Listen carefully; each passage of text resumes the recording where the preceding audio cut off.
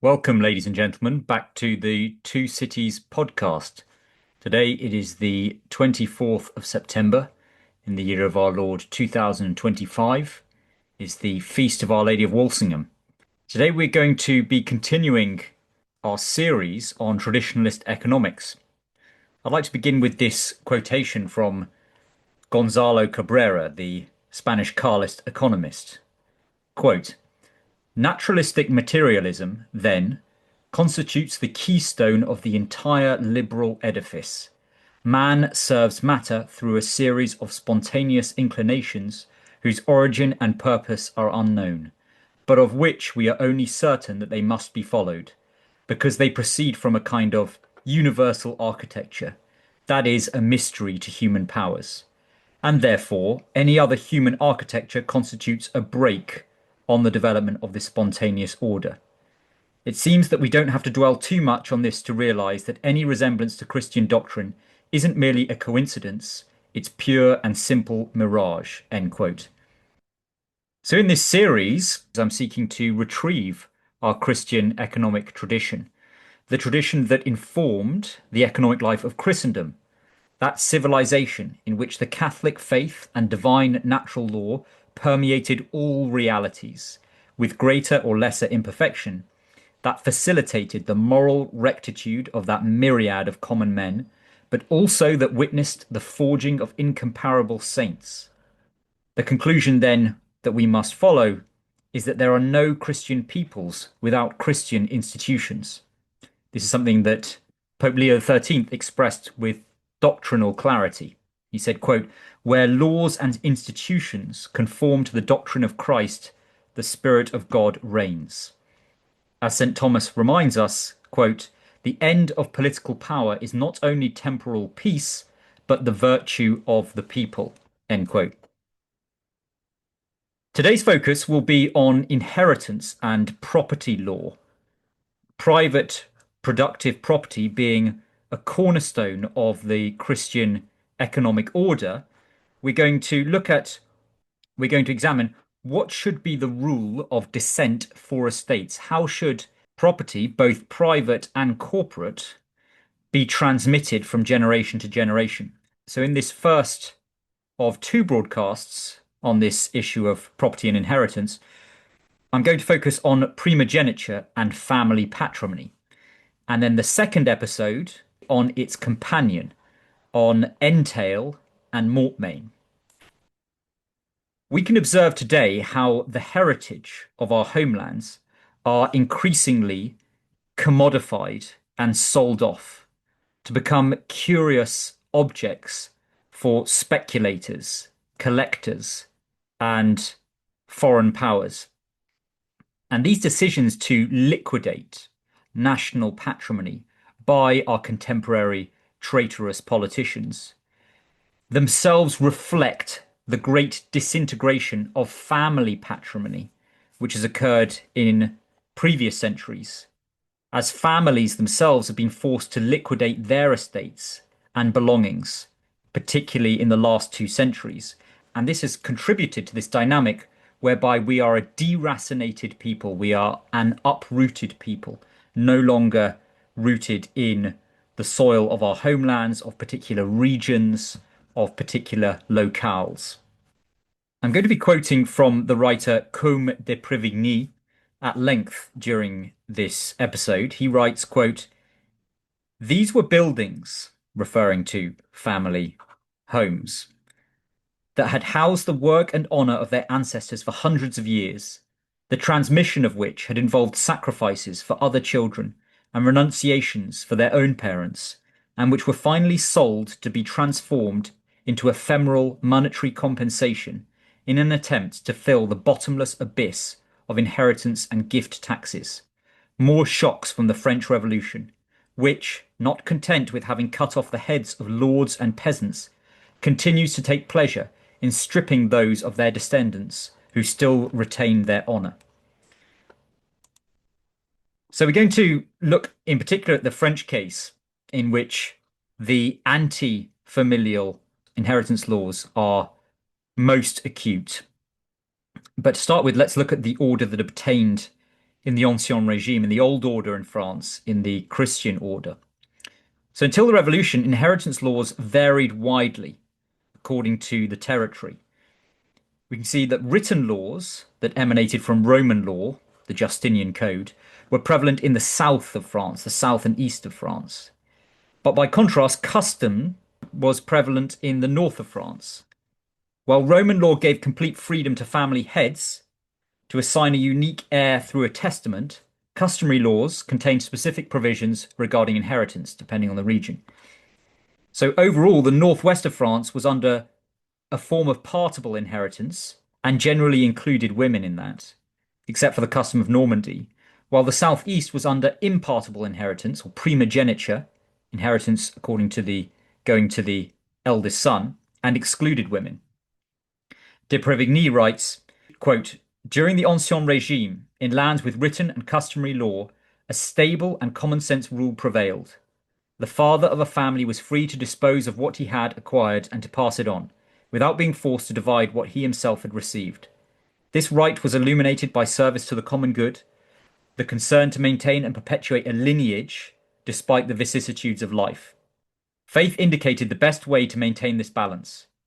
To pass on the family home, whether a hut, a farm, or a castle, to the firstborn. Occasionally, the testator took the liberty of designating a more balanced younger son, but it could also happen that, in the absence of a son, or due to a son's lack of merit, he preferred a daughter. But he always did so in the service of something that surpassed him, the lineage. And he did not feel like the owner of that which he was, ultimately, nothing more than a custodian. His only mission was to perpetuate, either by enriching or increasing it, the heritage of his parents, since in its continuation he was nothing more than a link in a long chain. Let us not imagine that such provisions reduced younger sons and daughters to a terrible slavery, because parents were not lacking in tenderness for their other children. Daughters received dowries, sometimes generously calculated. Marriages were skillfully conducted, often in a more balanced manner than today, without sacrificing love between spouses, contrary to popular belief. The preservation of family lands entailed obligations that their custodians had to systematically fulfill. The allocation of certain lands, guaranteeing payment for services, tasks, or studies performed by other brothers, and providing dowries for their sisters. All of this could stifle the firstborn's capacity for action. A member of the 18th century bourgeoisie stated this in his will, quote, by ensuring my youngest descendant the means to preserve the paternal home, this precious heritage of my ancestors, it may seem to you that I have preferred him more than the others. Don't be fooled. He has many burdens already stipulated in addition to the unforeseen ones that are now impossible to calculate, so he will never live in peace.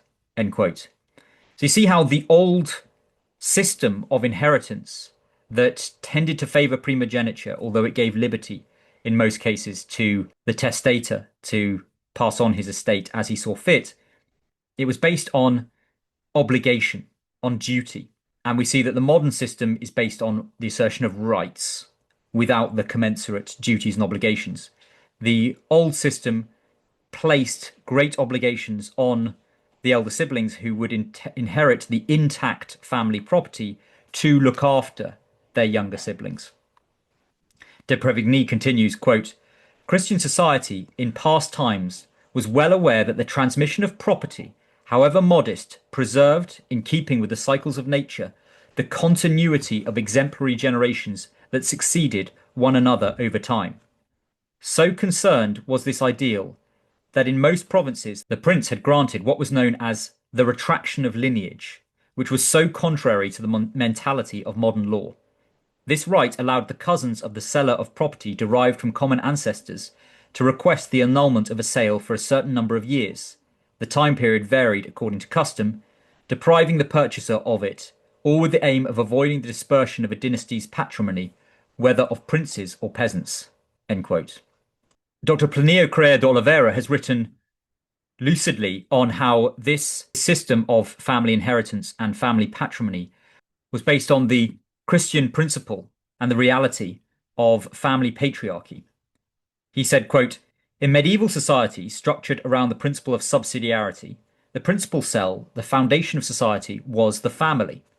The family was considered the model for the social order. In France, the jurists had a beautiful expression to show the role of the family in the state. They used to say, in medieval society, the father is the king of the children, and the king is the father of the fathers. The regime was paternal. Under the system of primogeniture, the father generally used to leave his patrimony to his eldest son. But this was not conceived in a way that the eldest had everything and the others had nothing. Let us imagine the case either of a peasant who leaves his house and belongings to his son, or a noble who leaves his castle to his firstborn. We will start with the case of the noble, since it is simpler. The noble typically had a large family, often with 10 or 15 children. When he died, he would leave his castle and the lands of his fief surrounding it to his eldest son. We should not imagine that the other children were obliged to leave the home and start new lives from ground zero with only the eldest enjoying a stable situation. This was not the way things happened. The eldest son had an obligation to care for his brothers and sisters and arrange, through the network of family relations, a good situation for each one. So he would assume the role of his father for his brothers and sisters. Sometimes he would not be successful in finding suitable situations for some of them, and these he would invite to live in his castle with their own families. Normally, those castles were enormous with numerous extra rooms. The eldest son had the obligation to provide in this way for his siblings. Many times, this duty would extend not only to his brothers and sisters, but also to his less fortunate cousins or other further removed relatives of his father, grandfather, or even great-grandfather. So he used his means and influence to help all these people. It was not only the young persons starting out in life whom the heir had to assist. There were also the elderly persons of his family who could no longer work. The eldest son had to welcome them on his lands and provide for them to have a dignified life in the castle or on some property of his fief. Now, since the country life can be quite monotonous, it was common for the younger brothers to leave the home and set out in quest of adventure, or to enter into the clerical or religious lives. In French literature, we see the cadets, i.e. the youngest sons of noble families, who would go to Paris and enlist in the army. There they would try to win for themselves, through their bravery and heroism, a better situation than what they had in their families. The personages of Cyrano de Bergerac and the musketeer D'Artagnan, depicted by authors Edmond Rostand and Alexandre Dumas, are expressive of the adventures those young nobles would undertake. This gives us an idea of the role of the adventure throughout the Middle Ages. So, instead of residing passively in the countryside, relying on their eldest brother, a situation that might understandably be considered boring, these young men would set out in quest of adventure. But even here we find the guiding principle of subsidiarity. If they failed in their quests or were seriously wounded, they could always return to live in the castle with the eldest brother. Now, one of the first places where primogeniture was challenged and reformed was in the very early United States. In the early New England colonies and in Pennsylvania, partible descent was observed as a result both of custom and enactment from the 17th century on. Throughout the colonial period, the law provided, subject to the claims of dower and creditors' rights, for equal division among the children, with a double portion to the eldest son. However, the southern colonies followed the prevailing law in England by employing a system of primogeniture in the case of intestacy. It existed as a custom rather than a law, as most landholders could evade either if they desired.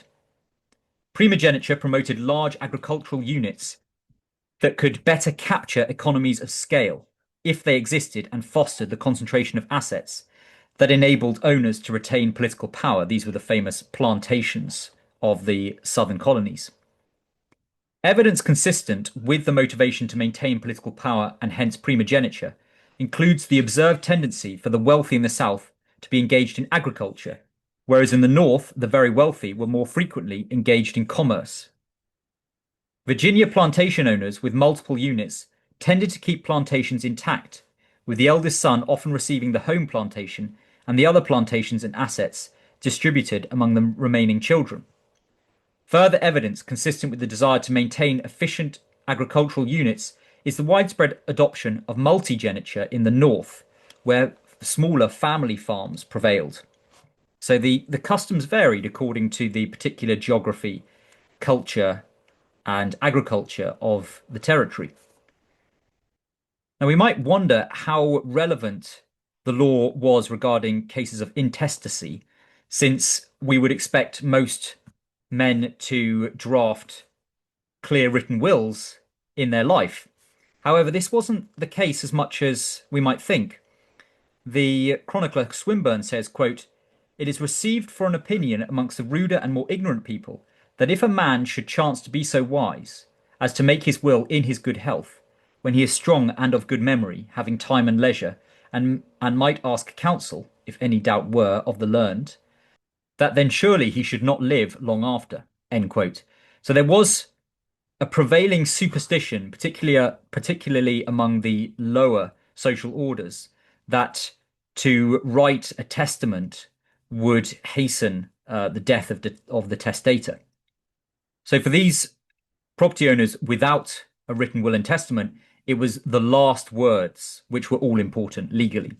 And we know that a testator sometimes died before he was able even to sign the document. Scholars have argued that primogeniture should lead to low levels of population growth, as all but the eldest son feel pressure to postpone marriage, to eventually have fewer children and to move to other areas.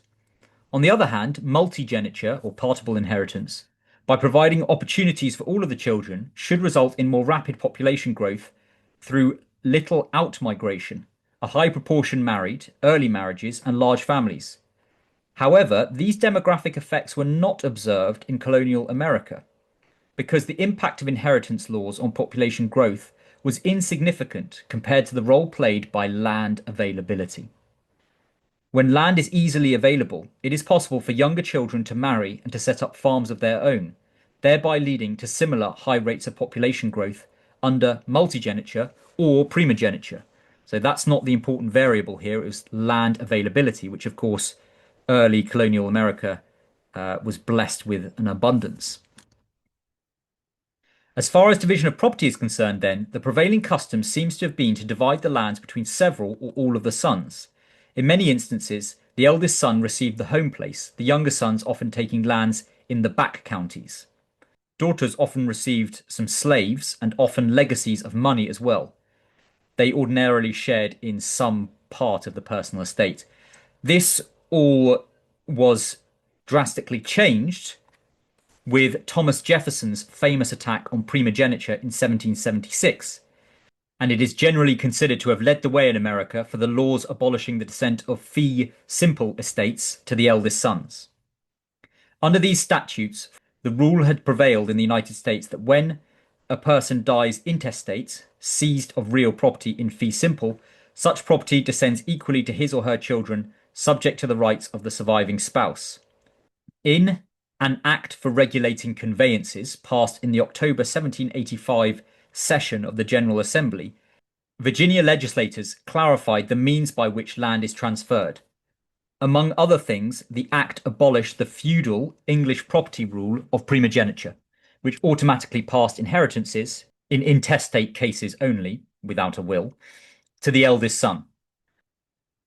Thomas Jefferson had complained in his autobiography that the result of primogeniture and entail, which we'll look at in a second episode, protected land from answering any debts accumulated by spendthrift offspring. Very importantly, debt could not be passed on to the eldest son. And arguably the commercial interests that Jefferson was associated with were not happy about this. And Jefferson claimed that this led to primogeniture and entail, the accumulation and perpetuation of wealth in select families. He, of course, had the vision of democratic, republican, small landowners in an egalitarian sense. As part of his attempt at a comprehensive legal reform, he authored the original version of this bill in Virginia. So the abolition of primogeniture and entail was credited with bringing about a less aristocratic society and a movement in the direction of more democratic institutions, of reducing the power of the Virginia Cavaliers by abolishing primogeniture in intestate cases, still allowing for it when the testator wrote as such. The French Revolution brought about a much more radical and much more anti-familial change still. The Revolutionary Assembly abolished primogeniture for the nobility on 15th of March 1790 and introduced the law on partible inheritance on the 8th of April 1791.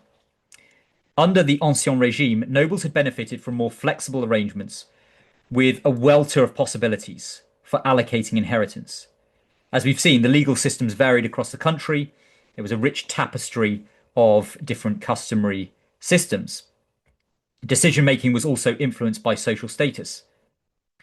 Partible inheritance was established for intestate successions on April the 8th, 1791. So to start with, the French Revolution established an inheritance legal system that was very similar to that which obtained in the newly independent United States.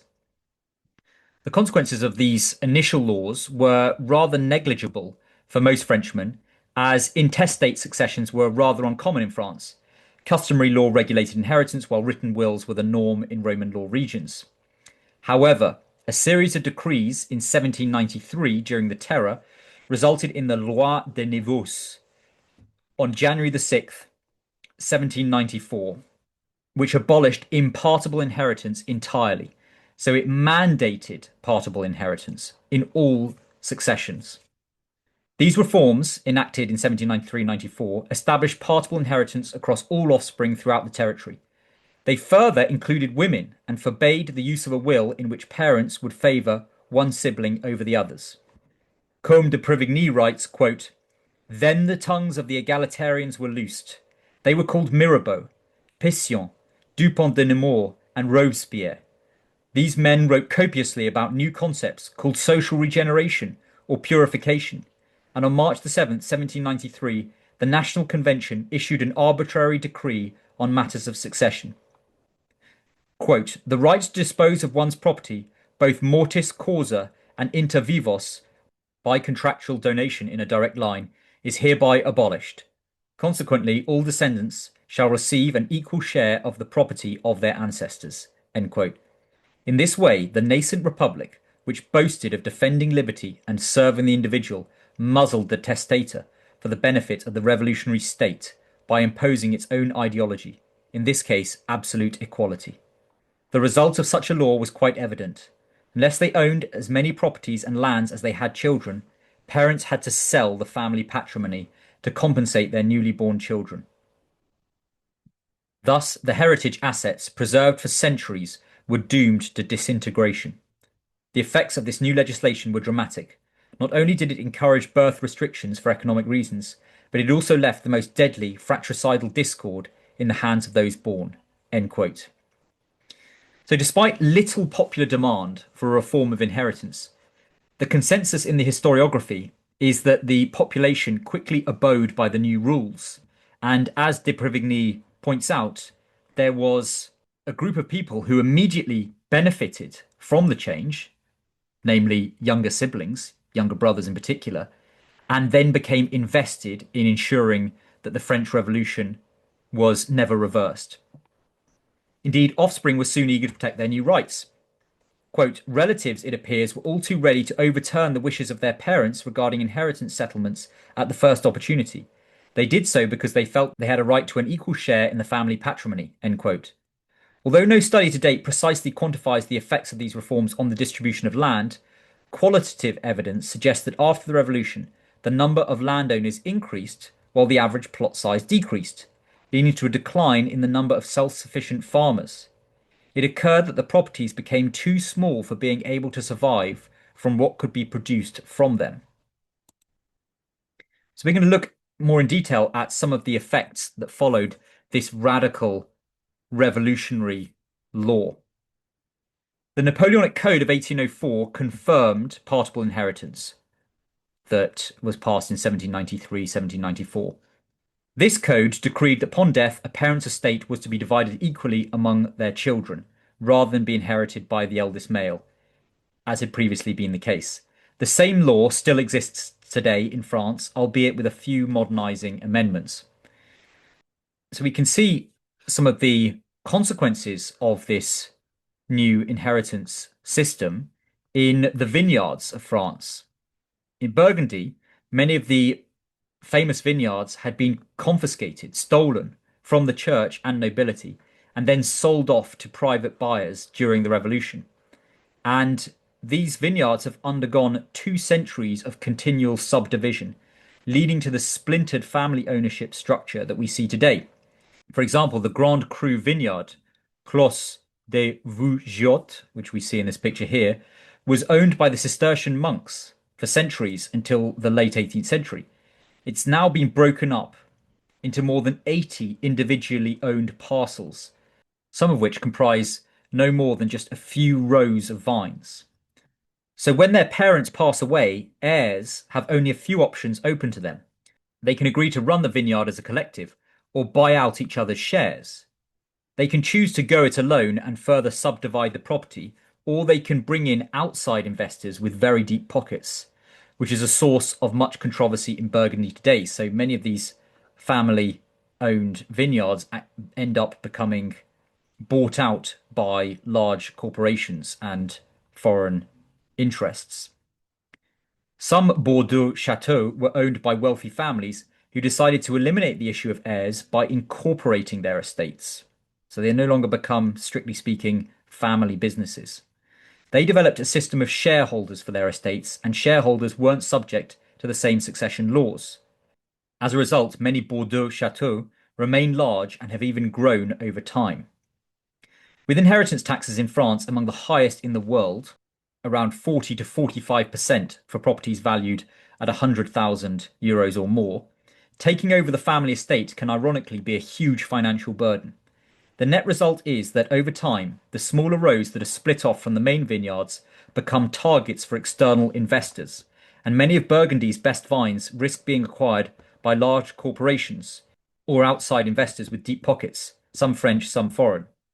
Many now worry that the distinctive nature of Burgundy's family-owned domains will slowly go the way of Bordeaux or Champagne, which are characterized by large-scale corporate ownership. These may view the estates more as a source of profit than a cultural inheritance, making it an open question as to whether they will produce wine with the same reverence and care for tradition as a family might.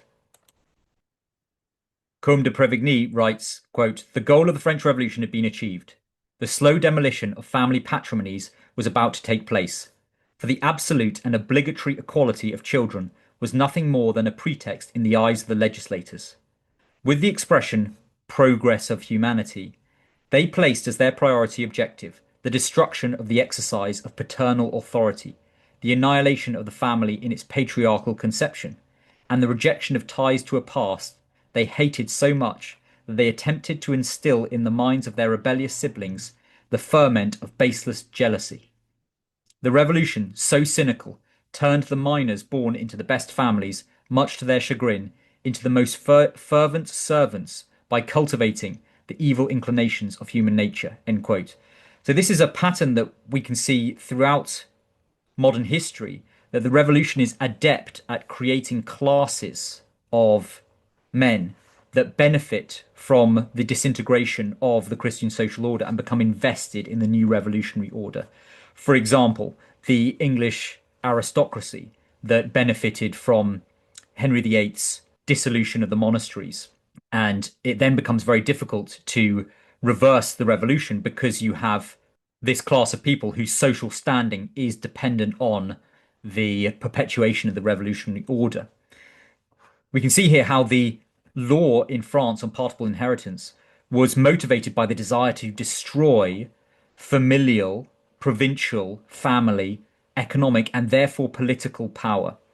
And this accelerated the rise of capitalism in France, so that the new elite would be the speculators and masters of commerce and finance in the 19th century, who have only continued to grow in their power and their separation from the common man to our own day.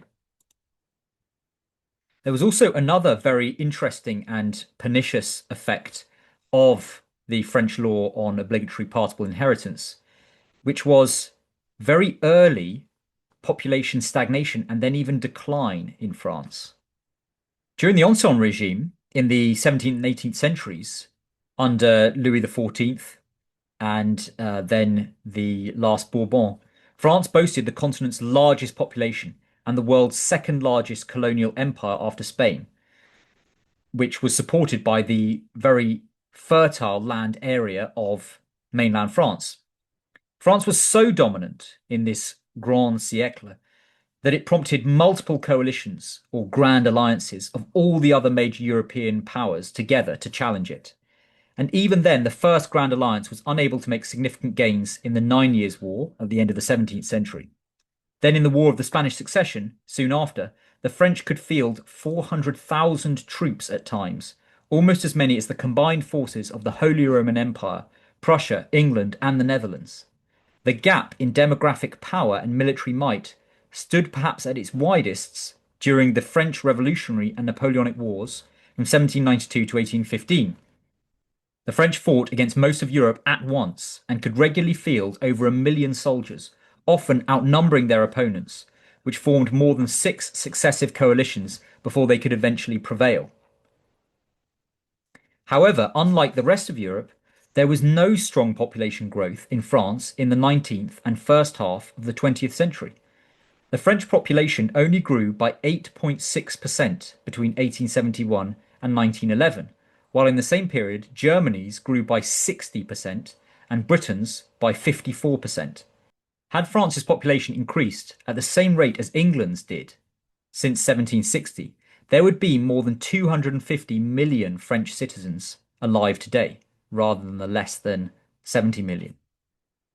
The long-standing hypothesis of Frédéric Lepeley, who we see on the left here, argued that the laws of the revolution, particularly the 1793 reforms on inheritance, undermined paternal authority and led to the dissolution of traditional and fecund families, and hence contributed to France's early fertility decline. This was corroborated in a 2023 study that we see cited at the top here. Quote, the 1793 inheritance reforms that promoted more equality within families substantially reduced the economic incentives for having children.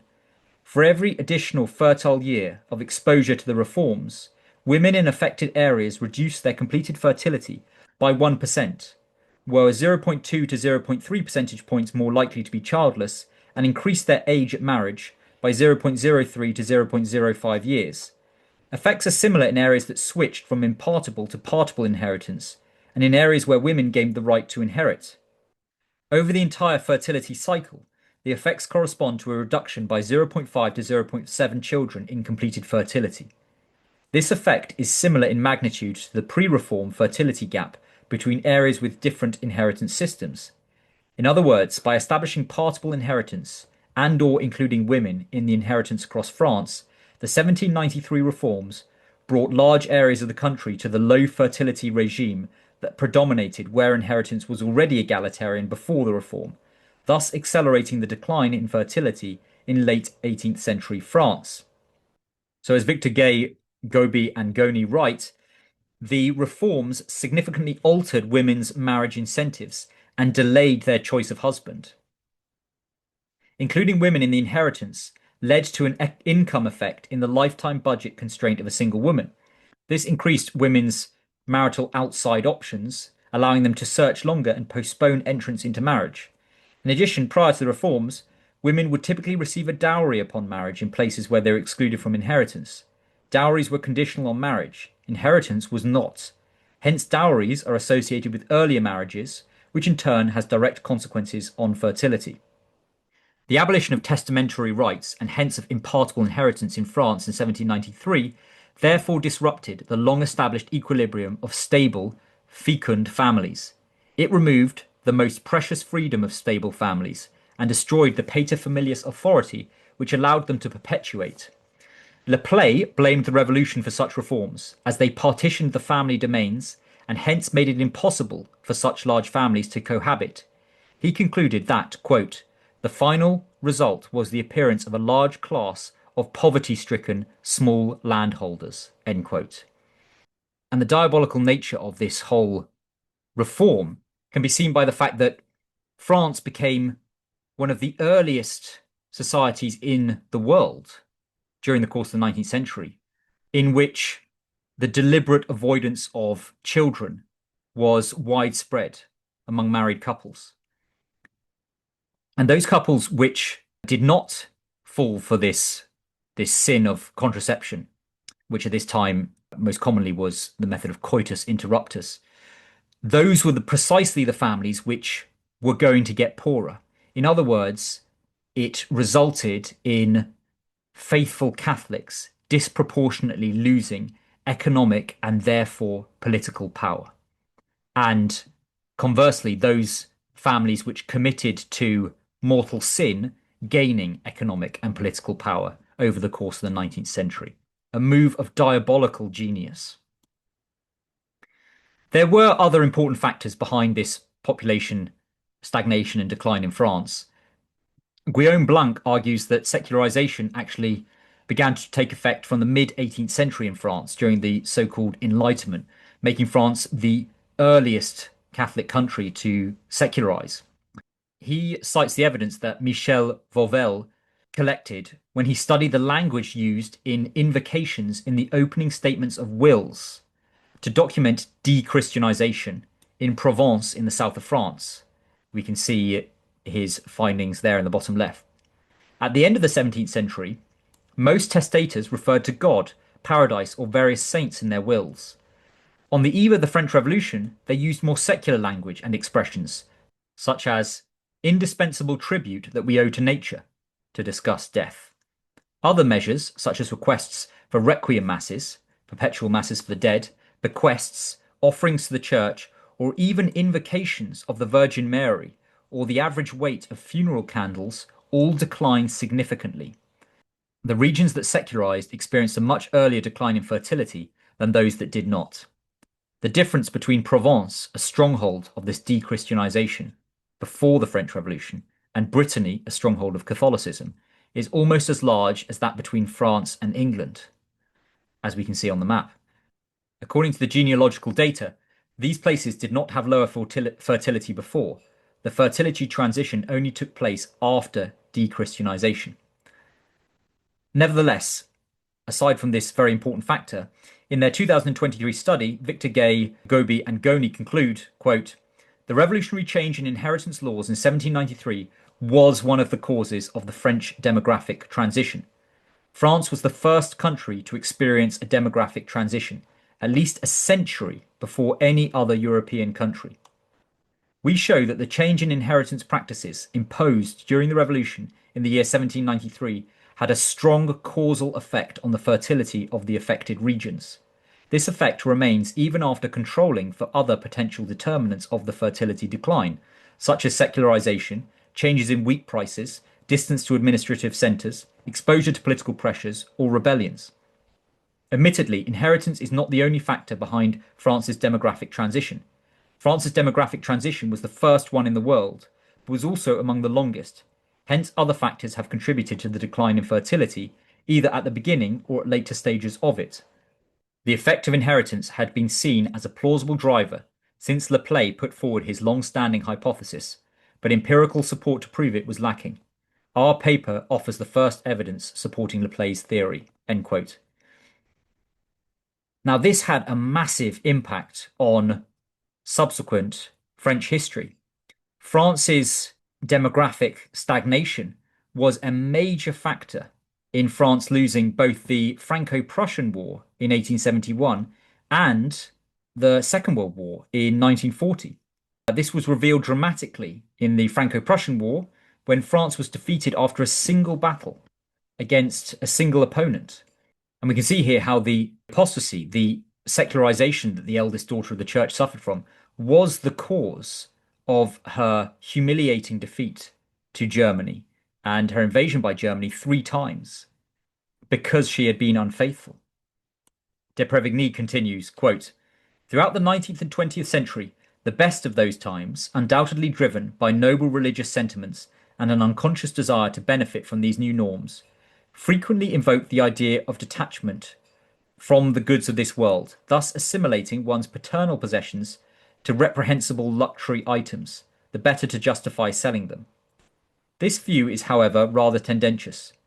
True detachment consists in considering one's paternal possessions not as personal property, but as common goods that do not belong to us and of which we are stewards for a time. In their most revolutionary delirium, the progressives regarded our old Gothic churches as signs of wealth and extravagance, which one had to learn to let go of. They failed to see that their walls constituted a common heritage, for they served to teach us and elevate our souls. In a similar way, our homes were covered with the sweat of our ancestors to educate us and guide us here below on the path of continuity, just as those churches guided us upwards toward eternity. End quote. So it's very misguided to take the attitude that we Catholics are not to be attached to private property. So this loss of family property, this subdivision of family property in estates, was something that was desirable, that was in conformity with the gospel. Rather, as de Prévigny says, with the right attitude that family estates are an inheritance, are common goods, are family heirlooms to be protected and passed on to the next generation, that we are just custodians. This maintains and helps to strengthen Catholic family life and therefore a Catholic social order. Back to de Prévigny, quote, however, although the utopians of a regenerated humanity wanted to abolish the birthplaces and for the bell towers to fall into oblivion, their heirs managed to wipe out the past by even doing away with graves, as they were the ultimate centre of family unity, demonstrating their continuity in a place of shared prayer next to a tombstone. As the second homes were sold, the graves that stood next to them were forgotten, and the different generations that accompanied them were inexorably separated. Then the administration began to doubt whether to maintain those concessions in perpetuity. Moreover, death is shameful and must be swept away, as the wind scatters the ashes of those who have been cremated. Everything must lead to our contemporaries being rootless beings without a past. End quote. So for a Catholic family, the attachment to a particular piece of land is perhaps most intense when one's forefathers and foremothers are buried in that same locale. This is the genius loci. This is what breeds a love of place. I'm now going to turn to the inheritance situation in Britain, which, despite the Protestant Revolution, maintained many aspects of the Christian social order when it came to inheritance. As Miguel Ayuso writes, quote, the Protestant pseudo-Reformation encouraged territorial particularism, reinforcing a retreat from the universal through its pessimistic anthropology. Such a driving force utilized distrust as a category of dealing with human life and destroyed, in consequence, the communitarian character of collective life, since one of the bases for community excellence is trust. End quote. We can see how that English territorial particularism was the genesis of the great English 18th century landscape paintings that an example of which we see here, Mr. and Mrs. Andrews. Brian McCall adds, quote, in the Puritan period, English law abolished all feudal tenures and made land freehold. Rather than holding property pursuant to a feudal relationship, property was free of any relationship. This change abolished the necessity of obtaining consent from the feudal landlord before disposing of land or transforming its use. Thus, individual owners were free to use their innate moral sense to do with property as they saw fit, pursuant to their private judgment. If they misused their property to harm the common good of their neighbours or deplete a resource from future generations, that was not the concern of the earthly kingdom, and this work had no effect upon eternal salvation. The abandonment of the common use of property reinvigorated the enclosure movement, which had been forestalled by pre-Reformation legal restrictions on the use of property. The common right of use to unenclosed pastures was a practice consistent with the Catholic understanding of property. The owner of estates held them as private property, but was bound to respect the ancient rights of the people living on the land to use the common areas. His private ownership was subject to this common use. End quote. So as we've seen in previous broadcasts, the English experienced the very earliest agricultural revolution and the birth of capitalism, which first of all began with the estrangement of land from persons and seeing it as interchangeable units, as things. The social changes from the end of the 17th until the mid-19th centuries, such as enclosures, with the growth of larger estates and the conversion of many smaller manors to tenant farmhouses, led to the size of the landed county families being halved, even while the general population grew. So there was, just like we would see after the French Revolution, a concentration of wealth wealth into fewer hands. Although many families disappeared through the lack of a male heir, the number of armigers who became absorbed into the masses was considerable. So there was actually social mobility downwards for many of the gentry class who were absorbed into the rural masses. The notion that most people have today of an aristocratic society, it tends to be that of this period of Protestant early modern English society, which was actually, as we've seen, very concentrated and oligarchical, rather than the earlier aristocratic society of Catholic medieval society, which was far more diffused, variegated, just, and proportionate in land and status. In England, it is only since the new Administration of Estates Act of 1925 that descent to the eldest son in fee simple, that is, in the case of a parent dying intestate, has been abolished and partible inheritance prevails in cases of intestacy. Modern developments in the 20th century have made the situation of inheritance in many places even worse. There was a steep increase in the number of countries that implemented inheritance taxes throughout the 19th and early 20th century. However, from 1960 onwards, inheritance taxes have declined in prevalence as numerous countries have repealed theirs.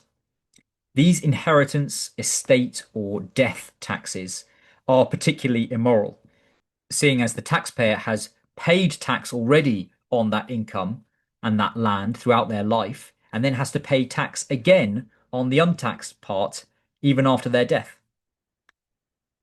As Leo XIII teaches in Rerum Novarum, quote, "It is a most sacred law of nature that a father should provide food and all necessaries for those whom he has begotten, and similarly it is natural that he should wish that his children, who carry on, so to speak, and continue his personality, should be by him provided with all that is needful to enable them to keep themselves decently from want and misery amid the uncertainties of this mortal life. Now, in no other way can a father effect this except by the ownership of productive property, which he can transmit to his children by inheritance." End quote. So we see how inheritance is the crucial motivation that Leo identifies behind a father in particular working hard in this life in order to pass productive property on to his offspring. Leo also writes, "When small agricultural property is destroyed, the true liberty of the people is lost." And that's what we've seen accelerating in the contemporary period, with fewer and fewer citizens in the Western world being landowners, owners of productive property, and various revolutionary inheritance implements, such as mandatory partible inheritance, inheritance taxes, have been major causes of this. The United States has the fourth highest estate or inheritance tax rate in the OECD at 40%. Japan has the highest at 55%, followed by South Korea at 50%, France, as we've seen, for 45%, and Britain 40%. The US estate tax has a high rate, however, it has a large exemption, and as a result, it actually raises comparatively little revenue and applies to a very few households, more straightforward to evade. Oscar Mendez writes, quote, "The peasant family is not an economic variable. It is the living guardian of a Christian way of being in the world. Austere, fruitful, faithful to the rhythm of the Creator. It is not limited to producing food. It transmits values, weaves communities, preserves memories, and sanctifies the land with the work of its hands. In it, the essential dimensions of the natural and supernatural order converge. Work as a vocation and oblation. Fatherhood as a concrete authority exercised in cultivation and protection. The community as a visible extension of the domestic church. The prayer woven in the same furrow where sweat falls and hope rises. The rural man, torn from his homeland, is mercilessly thrown out of the world that still murmured the hymns of creation, where the plough was prayer, bread offering, and the calendar sacramental. An economy without a soul is not development, it is collapse management. A policy without subsidiarity is not justice, it is administrative tyranny. An ecology without love for the earth and its creator is not guardianship, it is ideological paganism. Technical reforms are not enough. A profound conversion is needed, one that places man, family, land, sacrifice, and God at the center of all political architecture. The Reverend Father Jose Ramon Garcia Gallardo, the counselor of the Traditionalist Communion, said, quote, revolutionary equality stripped people of the monarchy and, abolishing primogeniture, imposed egalitarian democracy, which disintegrated the family with the utopia of an equally revolutionary fraternity. When the patrimony was divided among several children, it was weakened and vulnerable, like those kingdoms that lost their strength and splendor when divided by a father. The storms of modernism and hurricane force passions came with their violence, not only to break the branches of the family tree that projected toward tomorrow, but also to sever the life-giving roots that anchored in it yesterday. They were uprooted, left lying around, dry and lifeless, and are only fit to provide shelter for vermin and pests, or to be burned. End quote.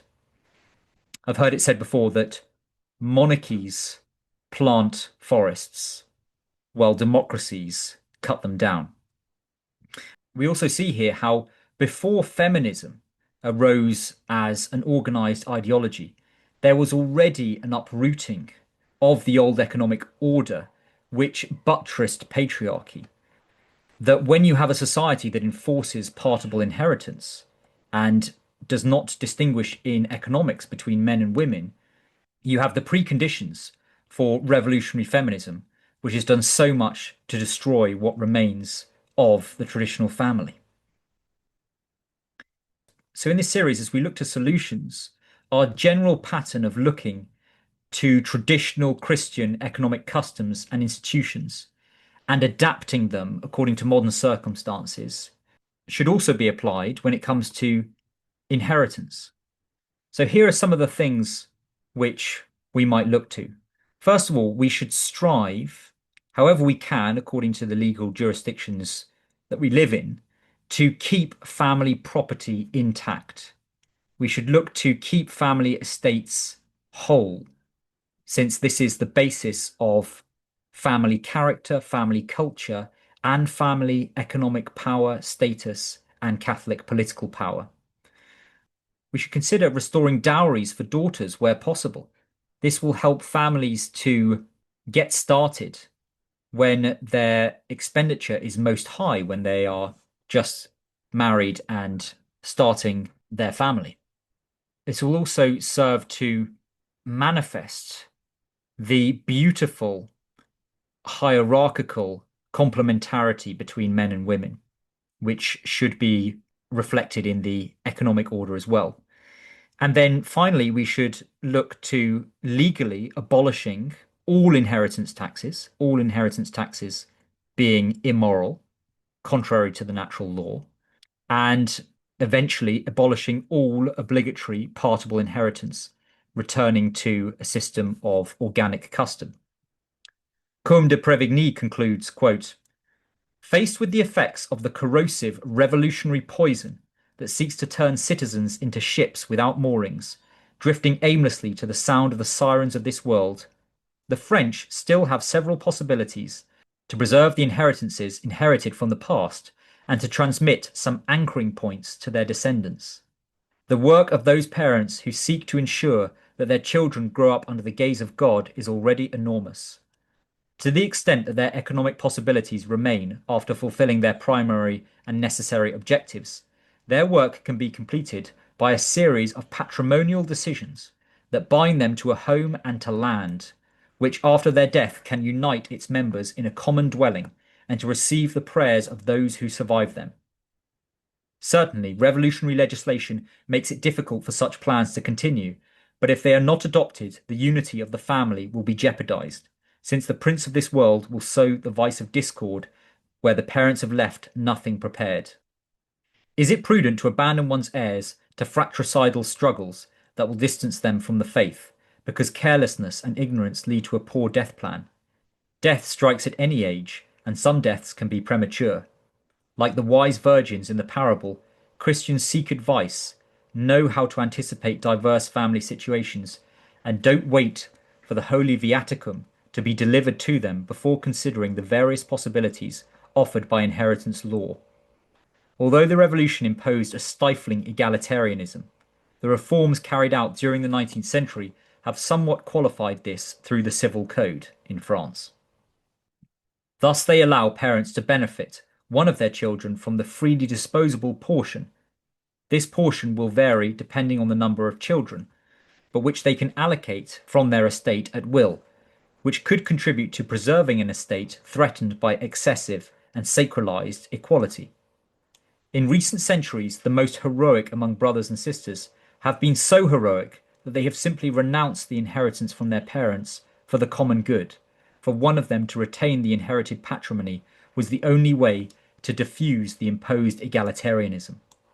The law leaves some loopholes to avoid terrifying taxation that ruins patrimony, loans during life, the adoption of nieces and nephews or children of friends in the case of those without them, testamentary provisions imposing the financing of tax-exempt works that the children would not have to pay for. But all this requires prior reflection that clashes with the taboo of death and sometimes has to overcome self-respect. One of the rules of the Third Order of St. Francis requires its members to draft a will to avoid family disputes. The Church does not consider this preparation of final dispositions trivial, and is far from seeing carelessness as a sign of detachment from the goods of this world. On the contrary, it calls Christians to avoid the problems their possessions could cause by organising their proper distribution among those who will remain in this world. The revolution sought the ruin of family patrimony to profit from individual consumption. On the contrary, the spirit of Christian France encourages us to conserve our possessions in order to better shed what we have already planned to give, and rather than considering ourselves the owner, we consider ourselves a guest passing through, wisely awaiting a blessed eternity. End quote. Thank you very much for listening. Viva Cristo Rey.